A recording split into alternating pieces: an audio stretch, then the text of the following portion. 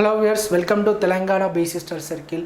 So మనకు ఈ current టాపిక్లో చూసినట్లయితే ఉమ్మడి పౌర స్మృతి యూనిఫామ్ సివిల్ కోడ్ ఇది మనకు directive principles of state policy ఆదేశ సూత్రాల్లో 44 ఆర్టికల్ గురించి చెప్తుంది. 44 ఆర్టికల్ అనేది ఉమ్మడి పౌర స్మృతి గురించి చెప్తుంది. సో ఇది ఎందుకు ఇప్పుడు రీసెంట్గా కరెంట్ టాపిక్లో ఉందంటే రీసెంట్గా అస్సాం అసెంబ్లీ అనేది ఈ అస్సాం అసెంబ్లీ అనేది ఉమ్మడి పౌర స్మృతి గురించి ఆమోదించడం జరిగింది అన్నట్టు.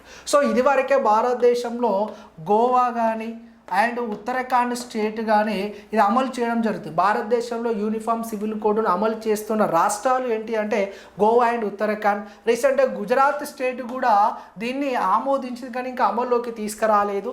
రీసెంట్గా మనకు 2026 మేలో అస్సాం అనే క్యాబినెట్ కూడా ఈ యూనిఫామ్ సివిల్ కోడ్ను తీసుకొచ్చింది. మరి what is the uniform civil code అంటే ఇక్కడ ఓ మ్యారేజ్ కానీ డివార్స్ కానీ లేకపోతే ప్రాపర్టీ సక్సెసెస్ అన్నీ కూడా అన్ని మతస్థుల వారికి ఒకే చట్ట పరిధిలోకి తీసుకురావాలనే కాన్సెప్ట్తోనే ఈ యూనిఫామ్ సివిల్ కోడ్ను ఆర్టికల్ 44లో ఆదేశిక సూత్రాల్లో దీన్ని ఏర్పాటు చేయడం జరిగింది. సో మరి దీన్ని ఇంప్లిమెంటేషన్ చేసే బాధ్యత ఎవరిది?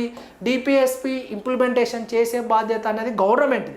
కాబట్టి ఇక్కడ యూనిఫామ్ సివిల్ కోడ్ అనేది కంపల్సరీ ఇంప్లిమెంటేషన్ అనేది అవసరం లేదు. జస్ట్ ఇది వన్ ఆఫ్ ది ఆప్షన్ అని అంబేద్కర్ అక్కడ స్టేట్మెంట్ ఇవ్వడం జరిగింది. కాబట్టి ఈ యూనిఫామ్ సివిల్ కోడ్ను రీసెంట్గా ఆమోదించిన రాష్ట్రం ఏంటంటే అస్సాం అనేది ఇంప్లిమెంటేషన్ అనేది చేయలేదు అన్నట్టు. కాబట్టి రీసెంట్గా ఆమోదించే రాష్ట్రాలు గుజరాత్ అండ్ అస్సాం.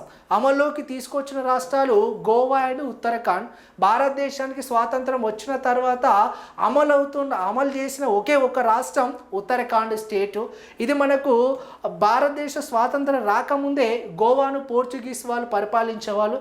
ఆ పోర్చుగీస్ రాజ్యాంగం ప్రకారం గోవాలో యూనిఫామ్ సివిల్ కోడ్ అనేది దాన్ని కంటిన్యూ చేశారు. కానీ భారతదేశం స్వాతంత్రం వచ్చి రాజ్యాంగం అమల్లోకి వచ్చిన తర్వాత అమలవుతున్న ఒకే ఒక రాష్ట్రం ఉత్తరాఖండ్. ఓవరాల్గా 2 రాష్ట్రాలు ఇప్పుడు ఆమోదించినాయి, ఇవి 2 రాష్ట్రాలు. Okay, thank you.